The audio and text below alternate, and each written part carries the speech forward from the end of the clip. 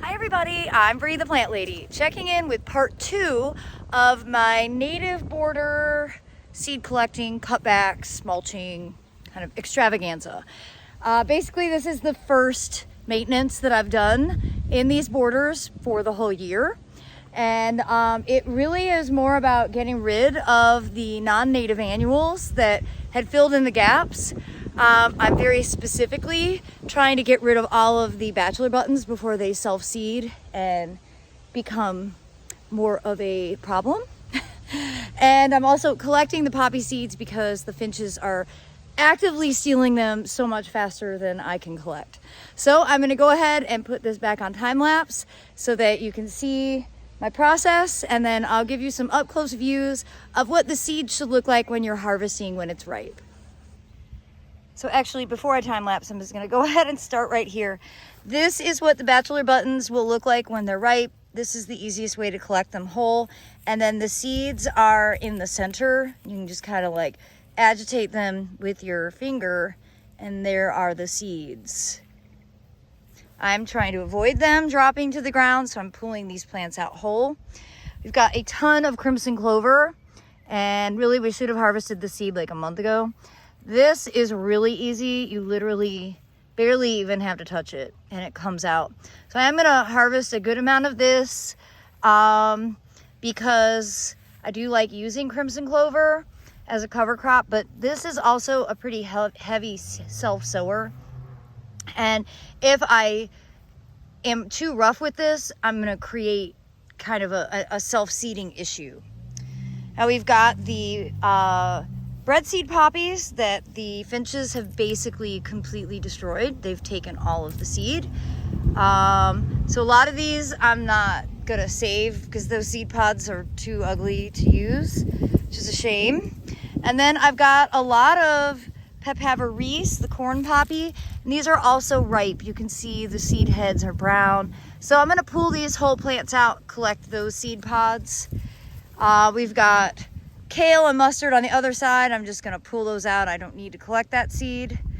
And some random grains that are also just gonna get pulled out. So I have a lot to do, but I have faith that I'm gonna be able to get it accomplished.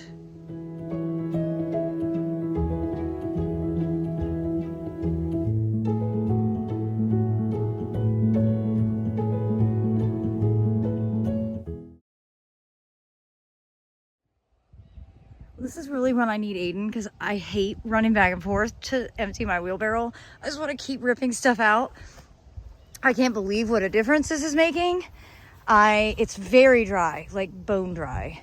I am going to get this mulched, and then over the next couple of weeks, I think there's some openings here where maybe some of the perennials we put in last year have died. I'm going to be able to plug in some of those open holes. I'm going to take out all of the oak leaf hydrangeas because they are not doing well up here. Replace those with spireas, which I have. And well, we've got to just start turning sprinklers on because it is really dry, really epically dry. Well, I had to turn the time lapse off because my phone kept dying because it was too hot and sunny. But I did get this entire bed cleared, and I'm actually really shocked at how much open space there is. Had a fair amount of stuff die, but that's okay because I have plenty of stuff to plant. However, I'm not going to get distracted with planting because I have to leave soon. I am, however, going to attempt to get this bed mulched just so I've got that all done. You know, I like to start and complete a project. But overall, I'm pretty pleased with what is left. Chelsea chopped everything pretty hard, and I know I won't regret doing that. And I did water by hand because it's really dry. I mean, it's like the desert out here. Honestly, it's disturbing.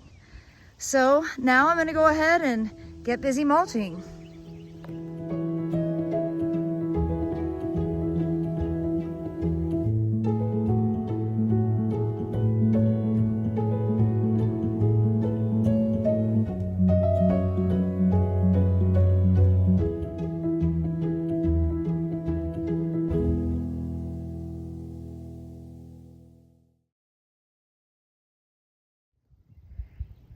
Well, the finished product, I think it looks neat and tidy. Mulch does make such a big difference.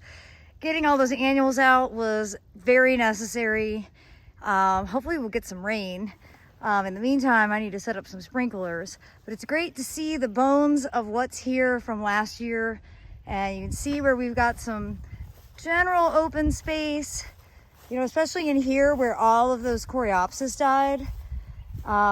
That's definitely an opportunity to understory plant with some of the perennials that we have left over from the sale. And well, I'm just really pleased. I wasn't anticipating actually doing this today, but I'm glad I got it done. And now I can get ready to leave. So I've got to head out today. So I do hope that you will stay tuned for continued updates right here from these full sun native borders in Fuquay-Varina, North Carolina. These are planted, the woodies went in January of last year, January of 23. The perennials went in last year's Memorial Day, so they've been in just a year. And well, I think it's gonna be exciting to show you how they keep evolving over the course of the summer. I do hope this video will serve as inspiration, and I look forward to sharing more updates. As always, thanks so much for watching, and happy gardening, everybody.